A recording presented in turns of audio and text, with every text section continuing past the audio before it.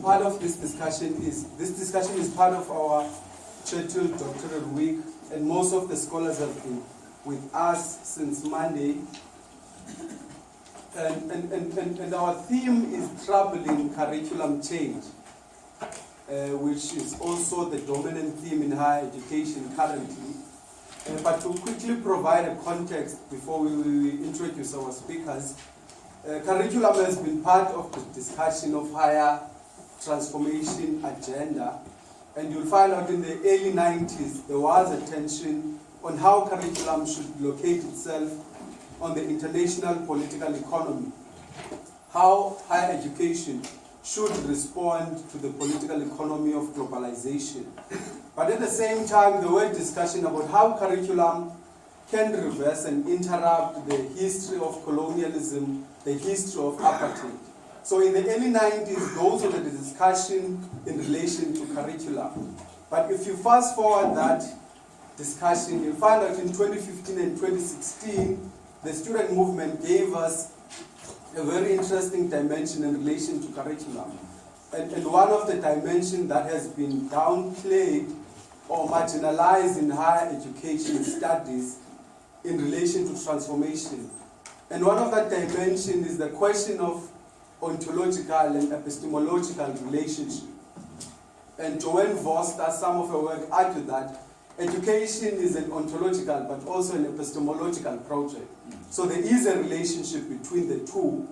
And students in 2015, they were arguing in relation to the question of being. The question of being black in historically white university, and the question of non-belongingness, but also the question of non-beingness in relation to curriculum. So those have been the dominant discussion in higher education in relation to curriculum. In 2015, that was not the beginning of some of this discussion in curriculum. There have been robust discussion in post-1994 in relation to curriculum.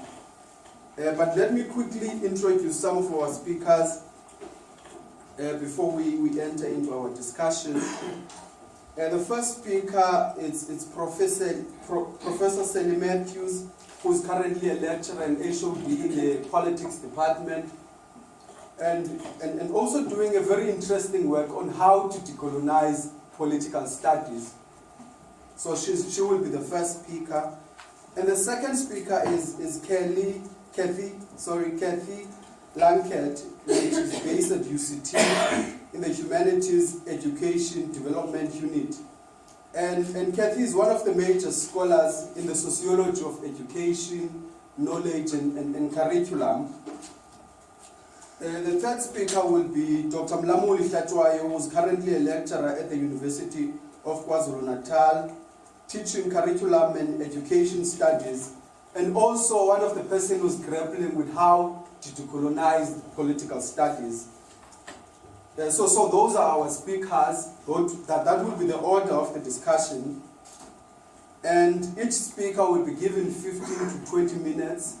And then after that, we'll give the discussion to the floor, and so that we can have the engagement on troubling curriculum and change. Without wasting any time, let me give Professor Sally the floor so that she can be able to give us the presentation. Okay, thank you very much, Mr. I'm going to put a timer here so that and I've also been told we'll keep strictly to time.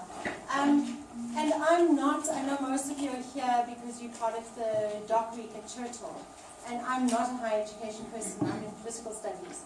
So I've left the theorizing about the curriculum to my colleagues who are in higher education. And I want to share with you something that comes from a study that I'm doing on the National Political Studies curriculum. So it's a study based on 7 politics departments nationally, and looking at the undergraduate curriculum. So I'm going to be telling you something about that study, and I admit at the outset that it's more relevant to those of us in the humanities than to those who are perhaps in the sciences, but I also can't speak to what I don't know. But I'm going to sort of spend the first half just laying out the results of that study, which is very much an empirical study that just looks at what is the curriculum in political studies nationally. And then I want to use that to ask some questions, and then which will hopefully be useful for the discussion. So I think we know that the 2015 and 2016 student protests shook the higher education sector in many ways. And one of the key ways is that they amplified already existing criticism of the South African university curricula, which student protesters proclaimed to be ill-suited to our context and to our students. And the atmosphere of contestation gave students the confidence to contest curricula in a way that they hadn't before, and left a lot of academics reeling and unsure about what to do and how to respond, myself included there. And so I've since then, and also before then, but I think since then also been looking critically at my own curriculum, at what I'm teaching, at what my department's teaching as part of a curriculum review process we went through in the department. And then I thought also nationally to look at what our political studies department's teaching. And I'm doing so, I try to do so in response to some of the things that students were saying. And so I'm trying to answer 3 questions. And those 3 questions come from things that I think that I heard from the student protests. So I'm trying to respond to those, to what I was hearing during those protests. So the 3 questions I'm asking is, one, who is actually teaching our students? Who is in the classroom teaching our students? Secondly, which scholarship is being recognized in our classrooms? And thirdly, which geographical areas are we focusing on in our classrooms? And this is because what I heard students saying is, firstly, that there are not enough black academics employed at South African universities. That came through clearly, I think, during the time of protest. And so I'm asking, well, what does it actually look like, in my discipline at least? Who is in the classroom? The second thing that I heard coming through a lot during the protest was this kind of this accusation that students are being required to read dead white men, that the scholarship prescribed is Eurocentric, and that black scholarship is underrepresented. And so I asked, well, whose scholarship is being taught in the classroom? And then thirdly, I heard the accusation or the concern being raised that we're not focusing sufficiently on Africa and South Africa. And so I wanted to know, well, what are we focusing on? So partly I was just trying to ask, to look at what the students were saying and then to look at what we find out. So I'm not going to spend a lot of time on the methodology and how I did this. If you're interested, I'm happy to speak about that, but I want to just go over the results and then look at what the questions, or what questions they raise. So if you look at the first question, I mean, in terms of what student protesters were saying is things like, as part of the Vote So White protests, all my lecturers have been white and is teaching so-called black subjects. Where are the black lecturers, black non-academic staff? You move from one office to another, from one class to another, all you find is either a white or coloured lecturer. These are the kinds of comments coming out of the protests and out of literature now arising from the protests. So I was interested to look at who's actually in the undergraduate classrooms around the country in my discipline. Your disciplines might be different, and I'm interested to hear what the differences are. But who's actually standing in the classroom? So based on 7 quite diverse departments across South Africa, I looked at these are only political studies, undergraduate classroom. I looked at race, gender, and nationality. So this is why I asked Lynn if we could have slides. So in terms of gender, which is shown over there, 59% of the students in the classroom are men, and then the smaller pie there, the red, is women. So still most of the lecturers teaching were men. In terms of race, 54% of the undergraduate courses were being taught by black academics, 29% white academics, and 17% coloured academics. And then in terms of nationality, 86%, so this big amount, were South African, and then a small component of international academics, all of whom actually were other from elsewhere on the African continent. So that's, and I'm just going to, at the outset, I just want to show these results, and then I'll raise questions in relation to them later. So then if we move to the question of whose scholarship is being recognized in the classroom, I think I heard students saying, and you can also tell me what I'm saying I heard resonates with what you're saying. And I'm taking these quotes directly from publications on the protests or from student manifestos and things like that. So this is a statement from a student: "We're sick of being taught Eurocentric ideology when there's plenty of perfectly good Afrocentric scholarship on the continent. So I wanted to know, well, what are we teaching in my discipline at least?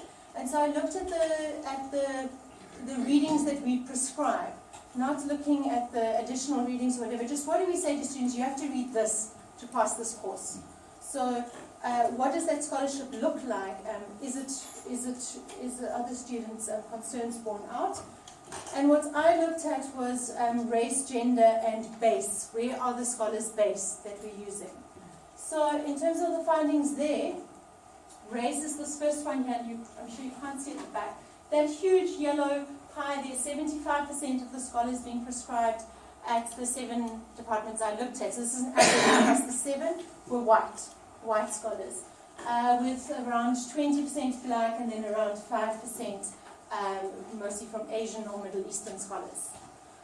In terms of gender, we prescribed 81% of the scholars of the academic texts we were asking our students to read were written by men, and only 19% by women. In terms of base, this is North America, this is Europe. So more than half, around 64%, I think, of the scholars we're prescribing were based in Europe and North America. And then this other big chunk here is South Africa. So there were also quite a lot of South African scholars being prescribed, but very few scholars from the rest of Africa or from the rest of the world. And a lot of the ones from the rest of the world were actually Australian, which, in some ways, some people might have included them within this kind of broader category of the West. So that's who we're prescribing in South African politics departments.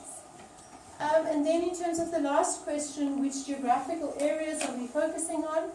You can see that so what students were also saying, that doesn't want to move. Anyway, what students were saying, I'll just leave that. So what students were saying is they were saying that we're not focusing enough on Africa.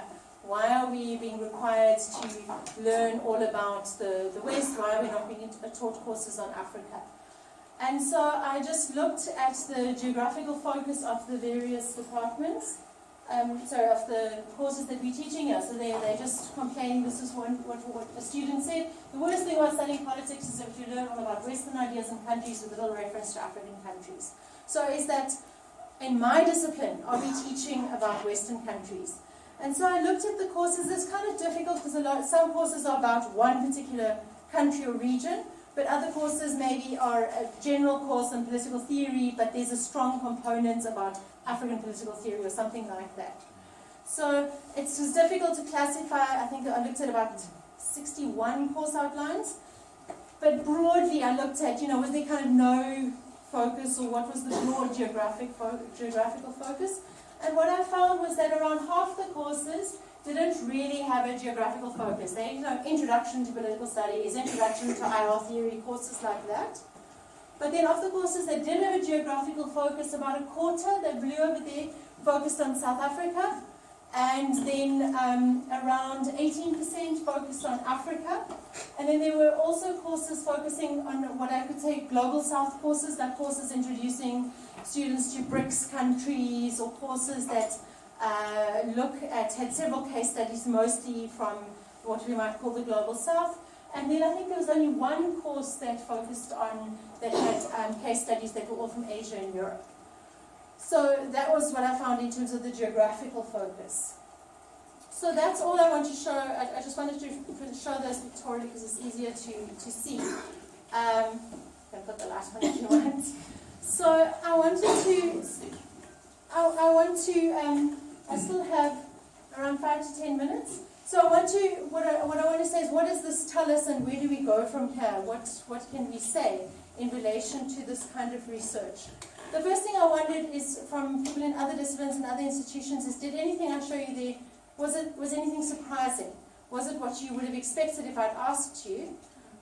Or was there something there that you thought was quite different to what you would have expected.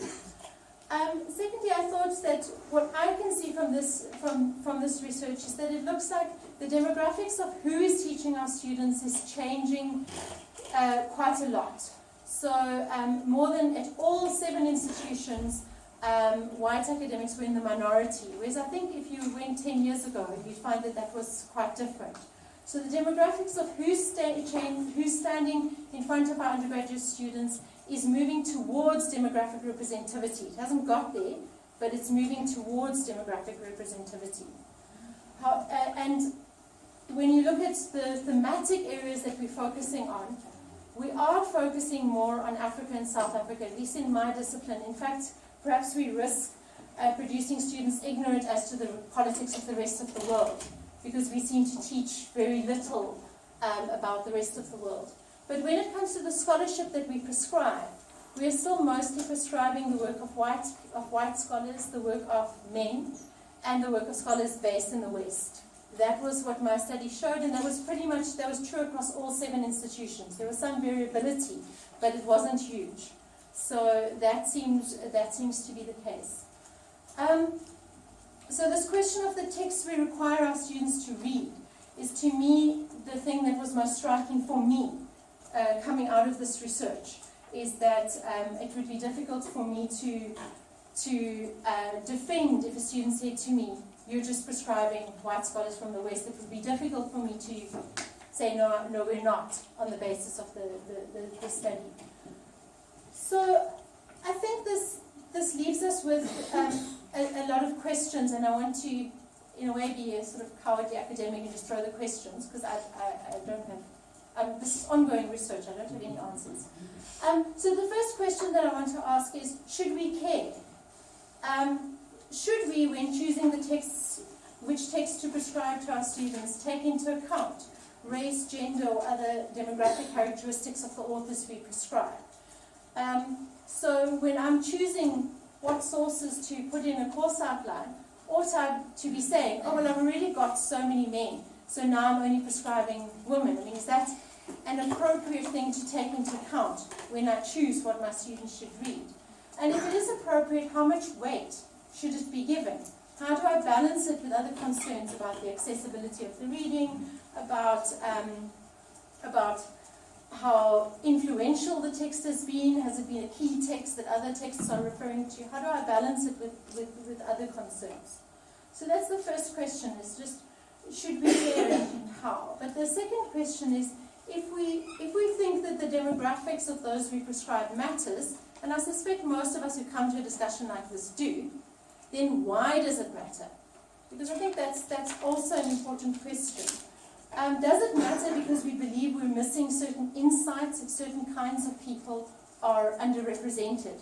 So is our concern with this issue about the lack of diversity of perspectives when we just have scholars who come from one part of the world or look a particular way and so on? Or does it matter because we think our students are unlikely to aspire to be great thinkers themselves if through the choice of the authors we prescribe, we imply that great thinkers are people very different from them? Is that what matters? Are we concerned that if we just prescribe a whole lot of white men based in the UK, that a student of ours just come to think of themselves as somebody who might one day produce an important piece of writing? Is that what matters? But if so, how do I decide what kind of text a student can read and say, I can be just like the scholar? I mean, it's not that obvious and clear to me how that works. Does it matter because we don't want to be complicit in the racism and sexism of academia, and we believe that by prescribing the most influential texts in our discipline, we might just perpetuate a kind of academic racism and sexism? So what is it exactly that should make me choose text A over text B when deciding what to prescribe to my students? And then I also, another question I have relates to this idea of a discipline. Do we want to induct our students into something that is recognizable as a discipline? In my case, the discipline of political studies or political science. But if the foundational texts in our discipline were written by white Western men, which is the case for most of our disciplines, what do we do with that? If we take those scholars out, then are we still introducing our students to something that's recognizable as this particular discipline? And if not, what are the foundational texts? I just had to design a course called Introduction to Political Studies. What do I introduce them to, if not the foundational texts? What is it that this discipline is, once you've minused out Aristotle and Hobbes and Locke and all of those authors, and I'm introducing them to political studies, what am I introducing them to? Sure. I've only got fourthly and finally left. So the fourth question that I have is, can we assume that changing the demographics of who is teaching will change the demographics of the scholars we prescribe? So we might hope or assume that if we change who's in the classroom, we'll change the scholarship that we prescribe. But unfortunately, my study suggests that it's not going to be that easy. In fact, my study threw up some rather disturbing features. So the department which prescribed the highest proportion of black scholars actually had the highest proportion of white lecturers. And the department that prescribed the highest proportion of female scholars had 88% men lecturing.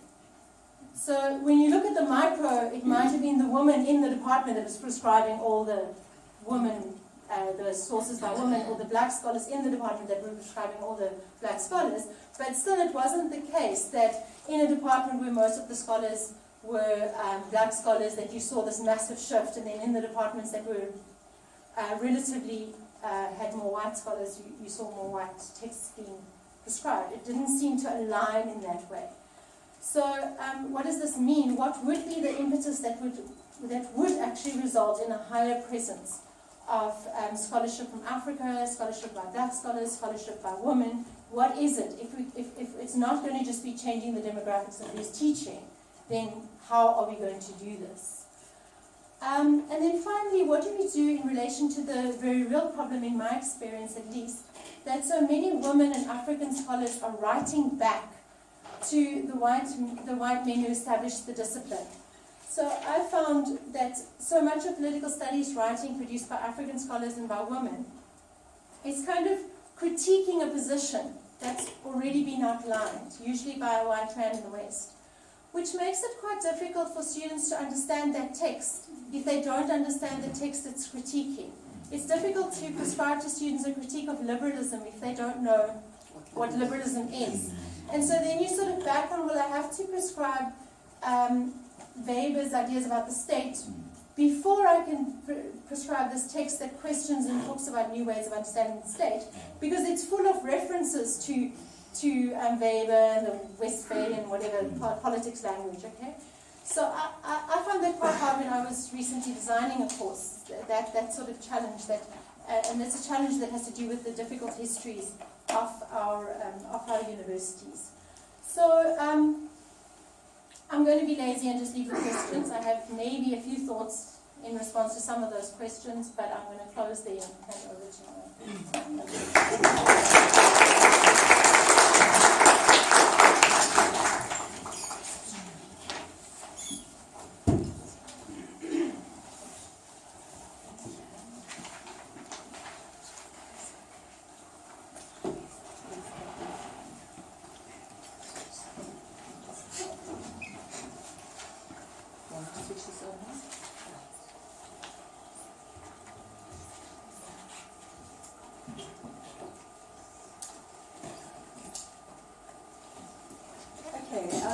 Good evening, everyone. Thank you, Sally. It was so refreshing to get some empirical work done on the issue. I think we're all grappling with what does it mean to attempt to decolonize the curriculum. So my presentation's going to look like that.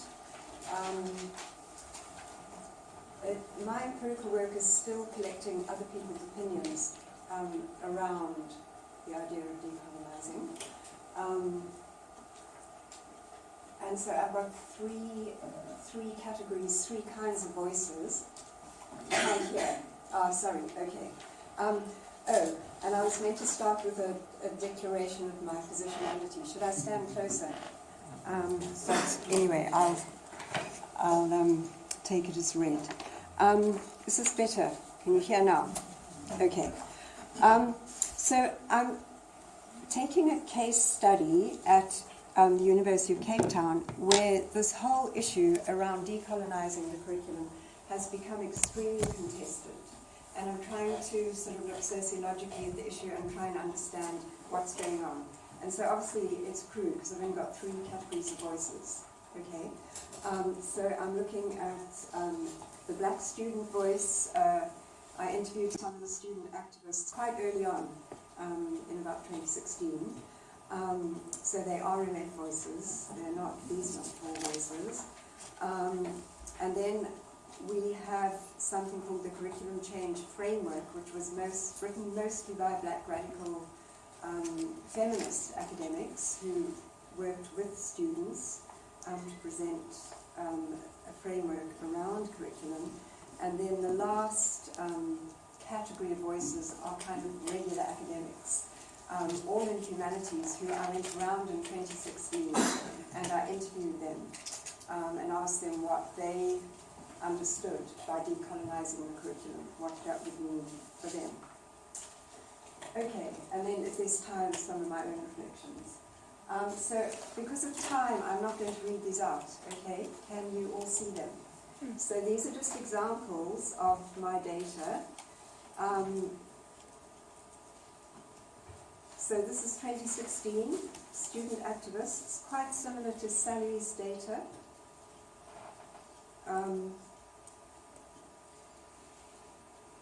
Emphasizing black pain. And of course this is UCT, so again, historically white university, being black in a white world. And quite a lot of my data talks about the assumptions about assimilation, you know, that the norm is still the white student. Sorry, I'm away. Right.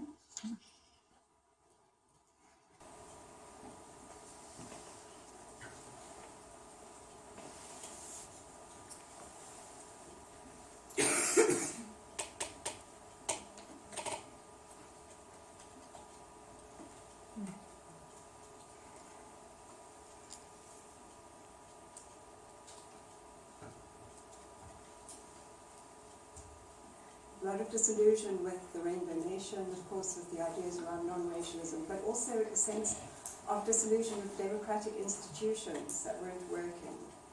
Students didn't feel the SRCs were representing their voice at that time.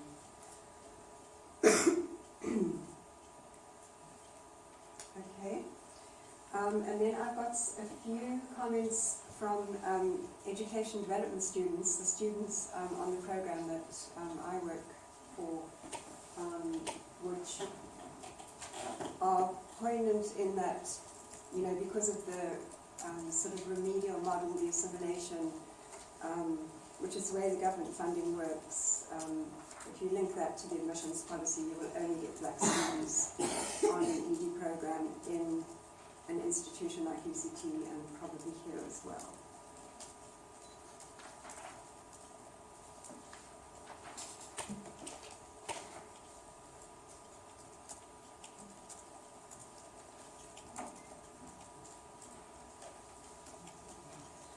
Okay, can I move on?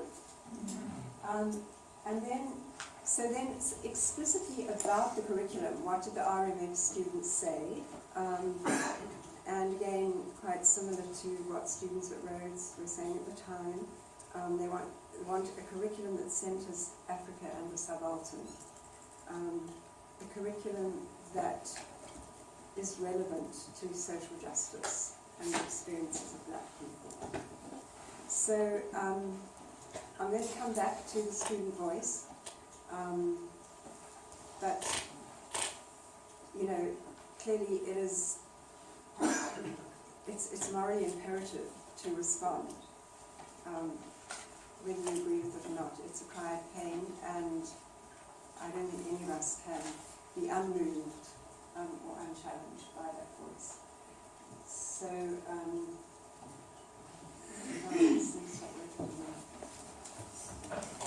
Okay, I'll just keep talking. Oh. Okay, so then, the Vice Chancellor then, at that time, he set up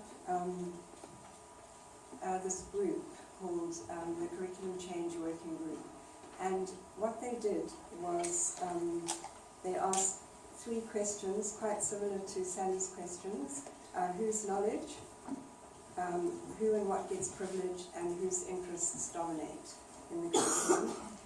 And they worked on the ground with student activists, and I really think that a lot of credit has to be given to this group of black women who really engaged for the first time at UCT with the idea of decolonizing the curriculum, and worked with students as co-participants. They were co-researchers, or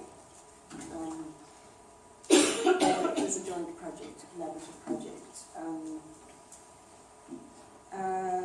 So they, and then they came up with, they also said that their work became a cathartic space where students and staff could actually for the first time really express themselves and about what they felt about the curriculum and the conditions, the institutional culture at UCT.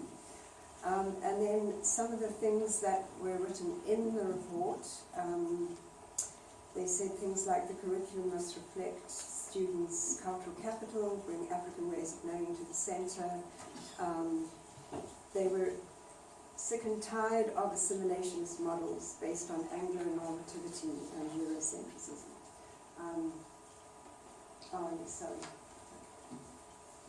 So there are some quotes from the curriculum change framework.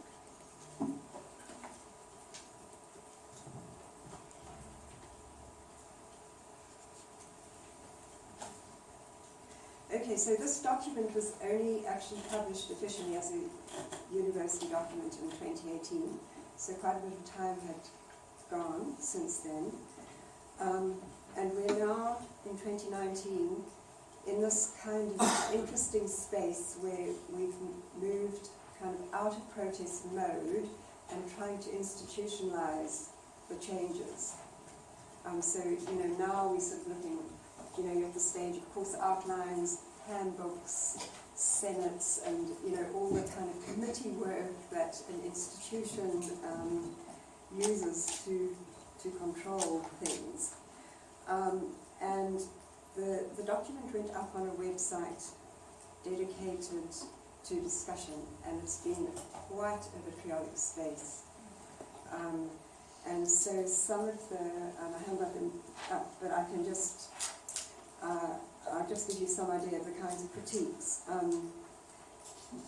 It's been critiqued for using race-based criterion for curriculum change, right? Reproducing race. It's been critiqued for relativizing knowledge. You can imagine the scientists going ballistic. It's been critiqued for reducing knowledge and curriculum to power relations. It's been critiqued for being dismissive of expertise and the specialization of academics. It's been critiqued for not being based on proper empirical research, which Sally did. So, there wasn't any sort of empirical work around what actually is being offered.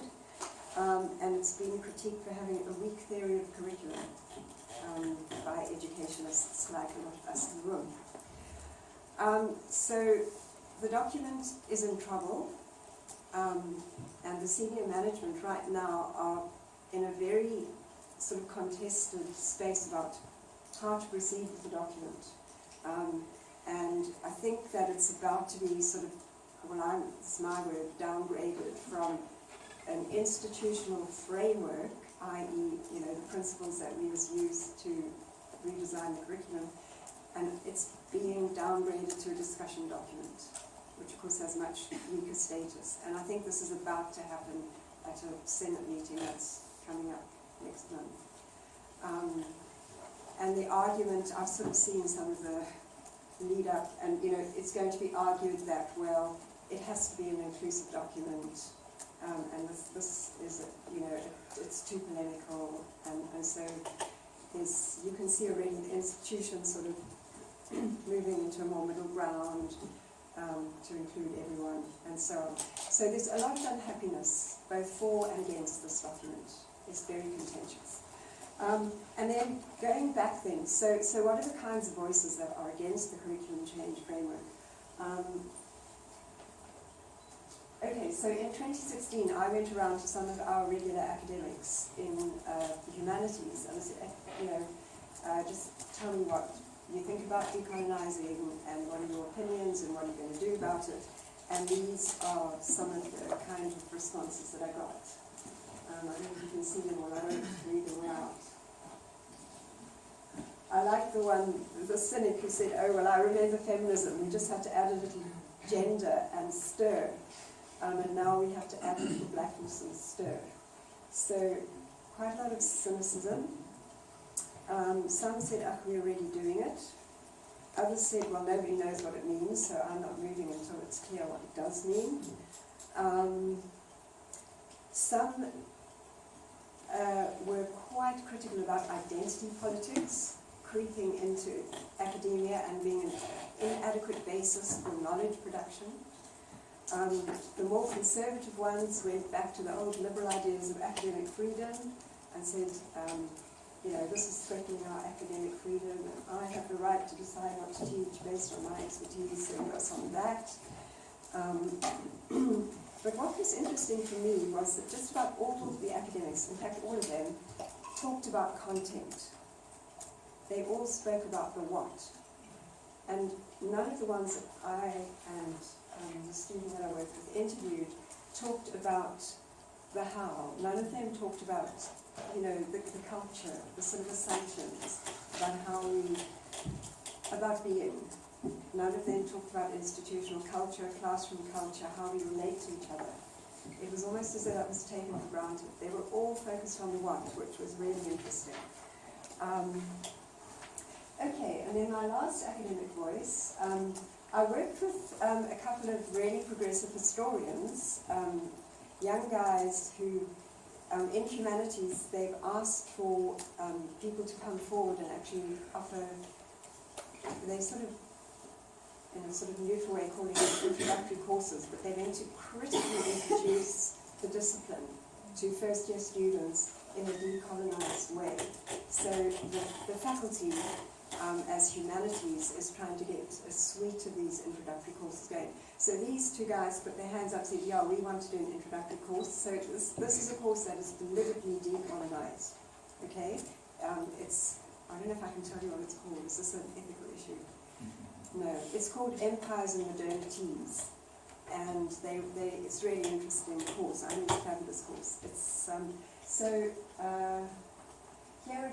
I interviewed them once the course was designed and once we'd taken it through one semester's worth. And I can't read all this out. But I thought their point of view quite interesting, so I've put quite a bit of it out.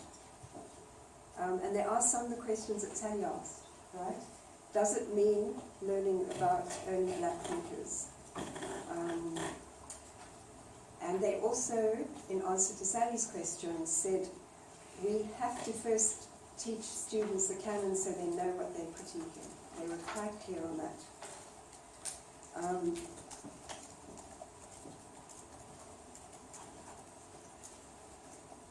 They were very clear about the importance of resisting colonial binaries. They weren't interested in talking about the West being bad and the South or the East being good. They thought that would be doing students a disservice. They called it lazy history. They're not interested in teaching lazy history. We want to interrupt it. They weren't interested about trying to find an authentic African history. They thought that was romantic idealism.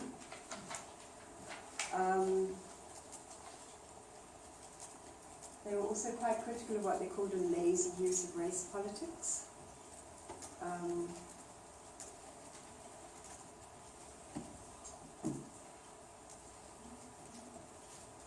They were very strong. One of the key concepts actually that we taught in the course was the concept of contextualization. So you would take a concept like the colony or democracy, and then they were very good at showing how that concept might have been formulated in the West, but it traveled to the south, and how the meaning of the concept actually changes depending on the context.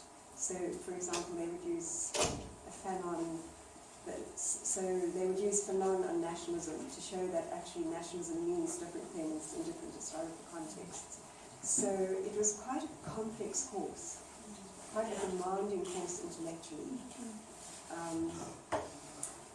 Okay, so I think I've said enough about the course.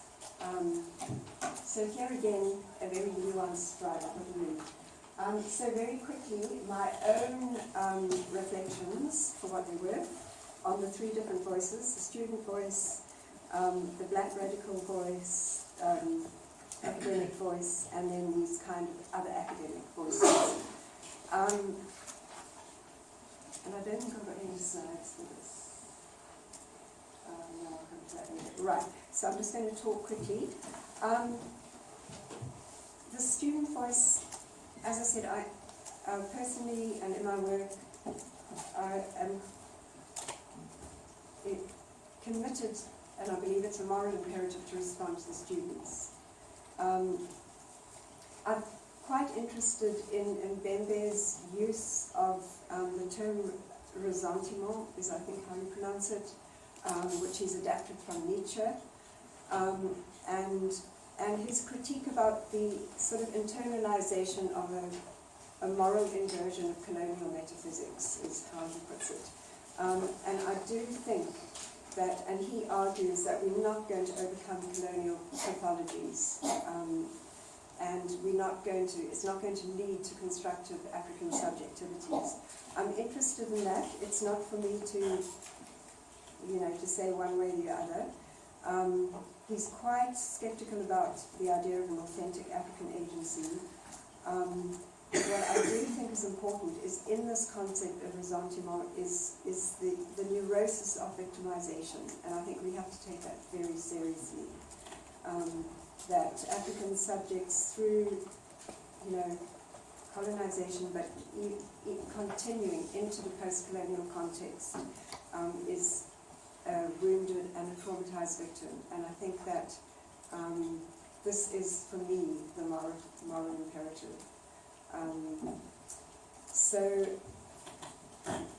this is my way of trying to read the student voice about black pain.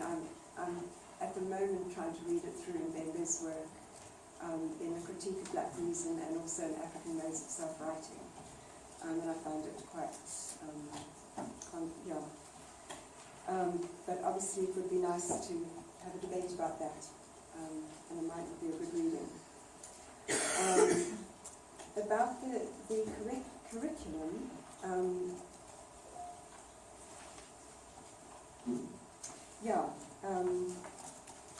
sorry, I think I've just said all that. The social, so in my paper, which I'm not reading out, I'm calling that a psychic gaze, for better or worse. The radical black student, the radical black feminist academics, I'm calling the social gaze, because they have problematized reason and its entanglement with power relations, and they're particularly looking at the colonial ontological and epistemological assumptions that undergird our current curricula. But as a scholar of curriculum, there's quite a lot that would sort of ask questions about the shift, a very strong shift from knowledge to knowers. So again, Sally's question, do we only focus on the knowers? Do we also need to focus on the knowledge as well as the knowers? So there's a move away from sort of internalist criteria for validating knowledge claims, to critiquing the perspective, the standpoint, or the positionality from which a particular socially positioned knower makes a knowledge claim. So that is the shift. And knowledge production is understood to be already structured by a logic of identity or subjectivity. The colonized being in the world is understood to give privileged theoretical access to reality. And in the paper, I'm trying to sort of conduct a bit of discussion around existentialist phenomenology, but I'm not going to try and do it here. But I do think that there's a kind of almost an implicit shift from a sort of neo-Kantian position to almost a Heideggerian position, which, you know, I think needs to be declared. Going to wrap up. Right.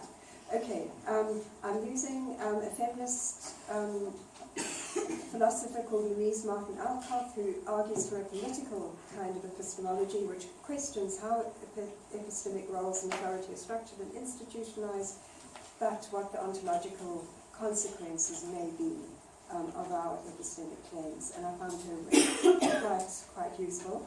And then lastly,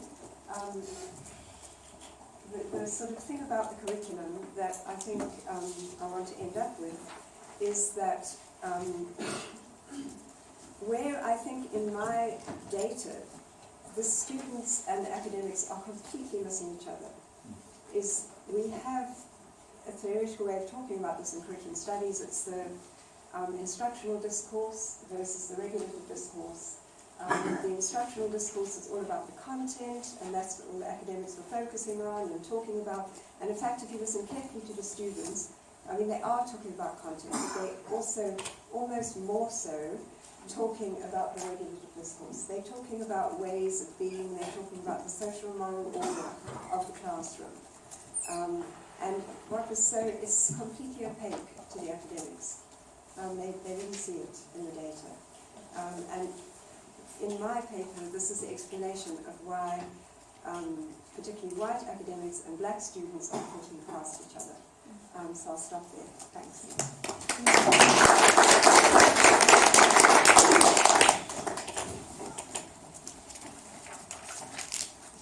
Thank you so much, colleagues.